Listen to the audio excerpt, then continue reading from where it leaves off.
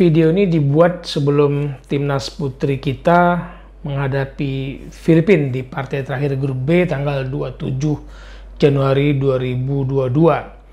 Sorotan kita di What with West kali ini adalah bagaimana mungkin kita memiliki timnas putri tanpa memiliki kompetisi yang harusnya melahirkan pemain-pemain terbaik dari kompetisi untuk membela timnas.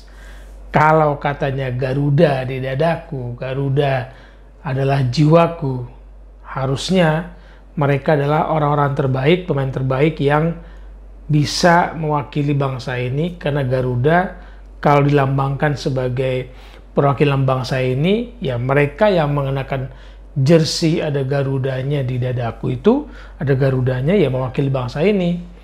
Itu sebabnya berapa tahun lalu ya, ketika masih di tablet bola, saya pernah mendiskusikan ke beberapa teman wartawan, teman-teman pengamat, saya pingin sekali ada perubahan logo PSSI yang dulu, karena bukan sebuah kesalahan atau haram untuk mengganti logo kan. Logo itu harusnya bagi saya menempel di dada pemain timnas. Karena apa?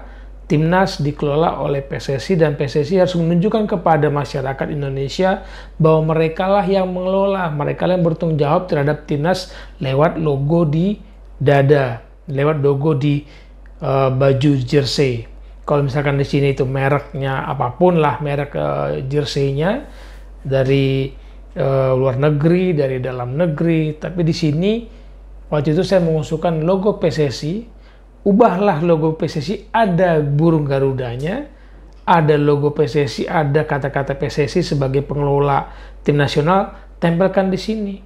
Jangan hanya logo Garuda, seolah-olah bangsa ini semua bertanggung jawab terhadap timnas, apapun hasilnya, padahal tidak semua orang ikut terlibat dalam pengelolaan sepak bola di negara ini. Siapa yang terlibat dalam pengelolaan sepak bola?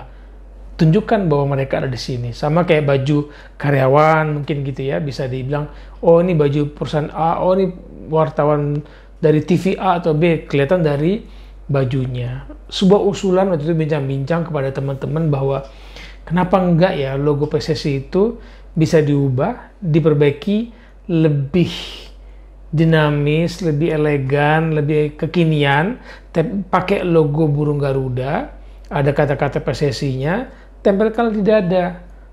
Garuda di dadaku ada tetap, tapi PSSI memperlihatkan kepada publik mereka bertanggung jawab terhadap tim yang mereka kirimkan bertanding atas nama bangsa Indonesia ini, termasuk timnas putri. Bagaimana mungkin kita memiliki timnas putri dicomot tanpa melihat mereka bermain, berkompetisi. Ini kan yang terjadi. Kekalahan 0-18 dari Australia, kekalahan 0-4 dari Thailand. Lagi-lagi ini video dibuat sebelum lawan Filipina. Itu menunjukkan kita tidak siap untuk bertarung di level atas, level Asia. Kalian nonton deh lawan Filipina, lawan Australia, lawan Thailand. Kan kita seperti melihat tim nasional yang gagap bermain, canggung, grogi. Mungkin mereka skillnya oke secara individu, juggling mungkin, main bola, giring bola, slalom apa, aksi-aksi individu. Tapi ketika mereka dibenturkan kepada kompetisi, kepada lawan yang memiliki kemampuan bermain sebagai tim, kemampuan bermain dengan teknik dan strategi, pemain tim nasional putri kita seperti bingung mau bermain seperti apa. Ini yang kayaknya ada yang salah. Makanya saya katakan ada yang salah. Kok bisa ya pemain nasional kita itu lahir dari comot sana comot sini? Aneh kan? Ada sejumlah pemain yang mencuri perhatian saya. Oke. Saya nggak ngomong 1-2 pemain, tapi di depan saya melihat bolehlah kita melihat sejumlah pemain yang bisa menjadi perwakilan. Ada loh perempuan kita adalah wanita kita yang mau sepak bola. Tapi kalau secara keseluruhan sebagai sebuah tim, kok kayaknya berat ya. Data-data statistik di pertandingan pertama deh, kalau kita lihat, saya melihat lawan pertama kita lawan Australia. Kita hanya bisa melepaskan 3 tembakan dan hanya 1 yang on target. Ketika kita kalah 18, kemasukan 18 itu. 3 tembakan, 1 on target.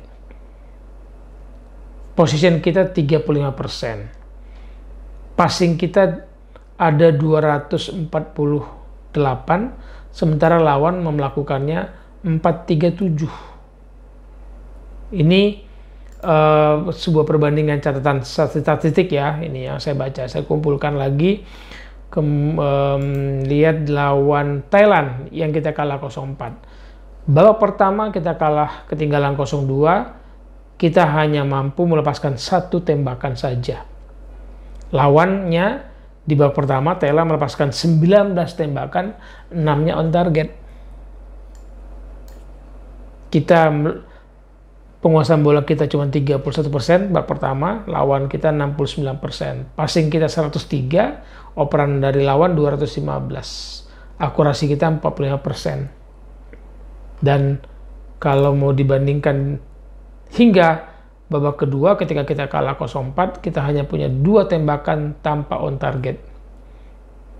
Kalah 0-4, 2 tembakan, dan itu menurut saya bukan sebuah ancaman yang berarti. Benar-benar sebuah tim yang gamang bermain, yang nggak tahu mau ngapain. Kasar kali ya, tapi nggak tahu mau ngapain timnas putri kita.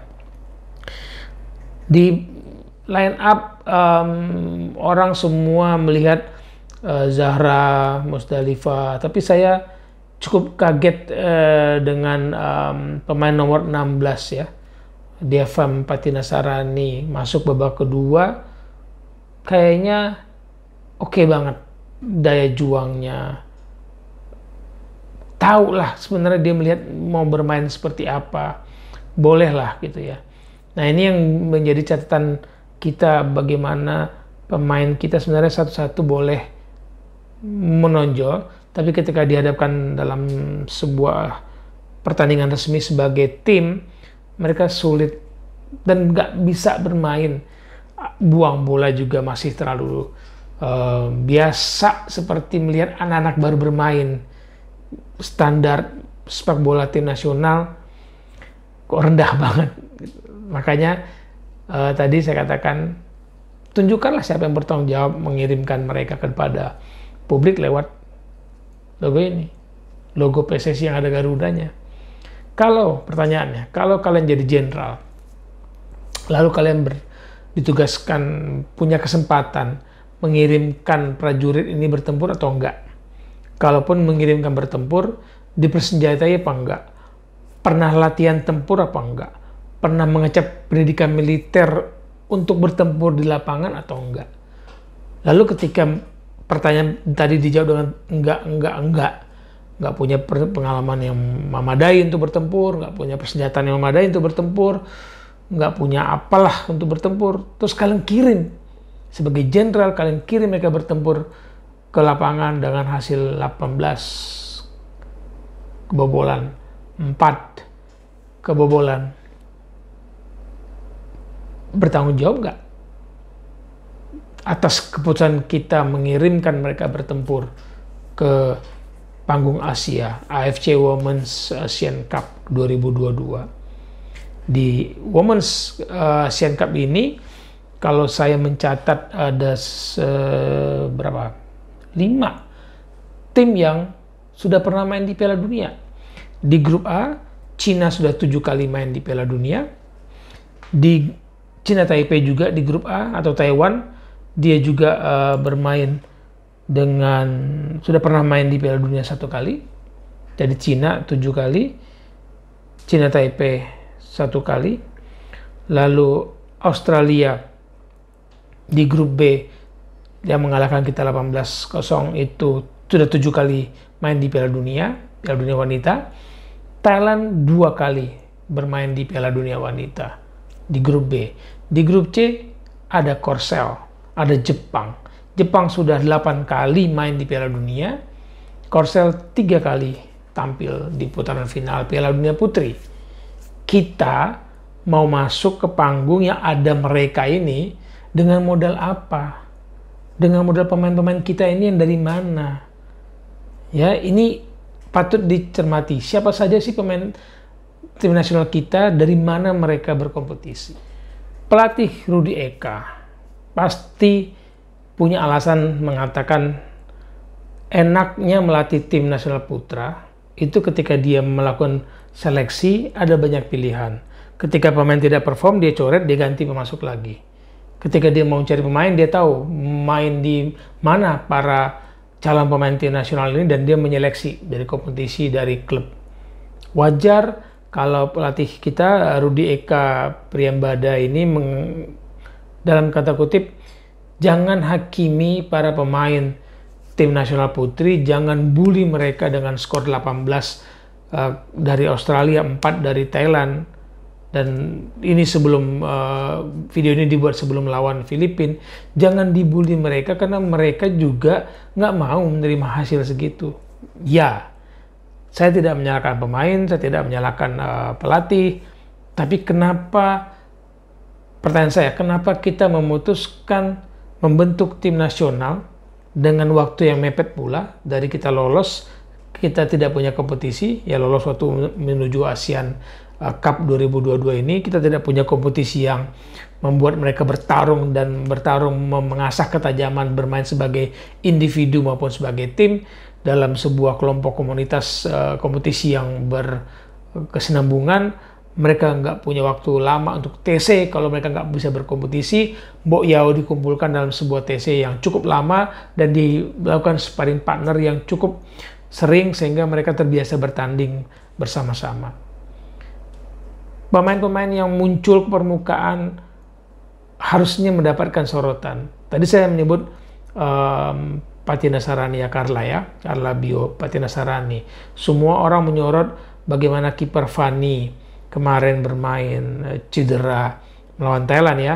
Kemudian orang bertanya, wah Zara cadangan, Carla cadangan. Berarti pemain banyak dong dirotasi oleh Coach Rudi Eka. Mungkin situasinya membutuhkan pemain-pemain berbagi beban. Saya jujur nomor punggung 16 Carla Bio Patina Sarani menarik perhatian saya. Ini pemain berpotensi. Ketika dia di depan, Zara agak ke belakang, malah agak ke kiri-kiri, nggak kelihatan Zara bermain. Semua orang nyorot Zara menghakimi sebagai, wah lebih fokus ke Instagram. Bukan salahnya Zara, bukan salahnya Fani, bukan salahnya Ade Mustikiana dan kawan-kawan. Mereka punya Instagram, mereka bermain sosial media. Tapi mungkin aturannya bisa ditegakkan dalam pertandingan. Gak usah lihat selama kompetisi, selama turnamen, jangan lihatlah sosial media karena skor itu menyakitkan bangsa kita 18-0. Kenapa menyakitkan? Karena ada Garuda tadi di dadaku. Dan ketika kita lihat Garuda dadaku, apalagi ada logo brand bajunya, terus apa lagi? Yang sini ditutup kan nggak boleh karena aturannya nggak boleh kan ada kata-kata lain di punggung selain nomor dan nama. Kenapa nggak taruh tadi logo PSSI dengan varian baru atau variasi baru atau logo baru dengan Garuda di dadaku, ada logo PSSI memakai Garuda, tempelkan situ. Kita bangga mewakili bangsa Indonesia, tapi kita tahu siapa yang bertanggung jawab mengelola tim ini dan mengirimkannya ke medan pertempuran, berjuang, dan kemudian kita memetik hasilnya 18-0, 4-0 dari Thailand. Timnas putri kita membuat mata kita terbuka bahwa kita tidak terlalu peduli terhadap sepak bola putri. Kucuk-kucuk ketika kita dapat tiket ke ASEAN Cup, kita mengirimkan dengan pelepasan tim seolah-olah kita sudah siap bertempur. Jangan hanya ngomong konten lah ya. Kalau kita melepas dengan siap tempur, bahwa kita tahu kita mempersenjatai mereka dengan senjata yang pas. Mungkin kalau medan pertempurannya di padang pasir, jangan pakai seragam hijau hitam, loreng hijau hitam, kasihlah loreng abu-abu, loreng coklat, sesuaikan dengan medan pertempurannya, persiapkan mereka dengan pelatihan, memakai senjata, perlihatkan mereka bertempur, persiapkanlah. Lalu lepaslah mereka dengan sebuah harapan, berjuanglah demi bangsa Indonesia, harumkan nama Indonesia, ada Garuda di dadaku, ada logo yang mengirimkan mereka bertempur ke medan perang di AFC Women's Asian Cup 2022. Bukan pertama kali kita muncul di sini. Tahun akhir 70-an, 80-an kita sudah pernah bertempur di ajang ini, meskipun jumlah pesertanya nggak banyak, ada 6 atau 7, dan kita bisa masuk semifinal, kita bisa mengalahkan tim-tim yang sekarang mainnya di Piala Dunia. Kita masih stay di titik yang mungkin titik yang sama. Lawan kita yang kita kalahkan dulu udah main di Piala Dunia Putri. Segitu dulu dari saya, unek-unek kesel banget melihat bagaimana sepak bola putri membuka mata kita bahwa federasi kita tidak peduli dengan sepak bola putri, tidak ada sebuah grand design untuk kemudian membuat kita berani mengirimkan prajurit-prajurit dengan logo Garuda di dadaku tadi bertempur tanpa mempersiapkan mereka untuk tidak mati dalam tanda kutip di medan pertempuran, dan kita membiarkan itu terbuka kepada publik. Kita melihat bagaimana mereka bermain. Bukan soal skor, tapi saya melihat bagaimana timnas bermain gagap, gugup, canggung. Nggak bisa disebut tim nasional level Asia untuk diturunkan di kejuaraan Asia tahun 2022 ini. Segitu dulu ya dari saya. Silakan kita diskusi, silakan kita memberikan masukan pendapat. Yang penting kita dukung tim nasional kita tetap cinta tim nasional kita, tapi coba berpikir rasional, bukannya nggak nasionalis, tapi berpikirlah secara masuk akal. Nasionalis itu perlu diikuti oleh pikiran-pikiran yang rasionya bermasuk lah. Ya, berpikirlah dengan bijak. Perlukah kita mengirimkan tim nasional tanpa kemampuan, tanpa persiapan yang cukup untuk di medan pertempuran? Level Asia Tenggara lawan kita Thailand aja kemarin nggak bisa dibilang kita seimbang dengan Thailand. Asia Tenggara. Kenapa kita berani mengatakan berjuang, mengharumkan nama Indonesia ketika kita tidak membekali mereka dengan sebuah bekal yang mereka butuhkan untuk menjaga, mengawal pesan tadi. Jagalah nama Indonesia karena ada Garuda di dadaku. Sekian dulu dari saya di What With West kali ini. Maaf kalau seperti kesannya mengeluh, tapi inilah pandangan melihat tim nasional sepak bola putri kita. 18-0 kita dikalahkan oleh Australia, 4-0 kita dikalahkan oleh Thailand, dan video ini dibuat sebelum kita menghadapi Filipina tanggal 27 Januari 2022. Sampai ketemu lagi ya. Salam bola untuk kebaikan.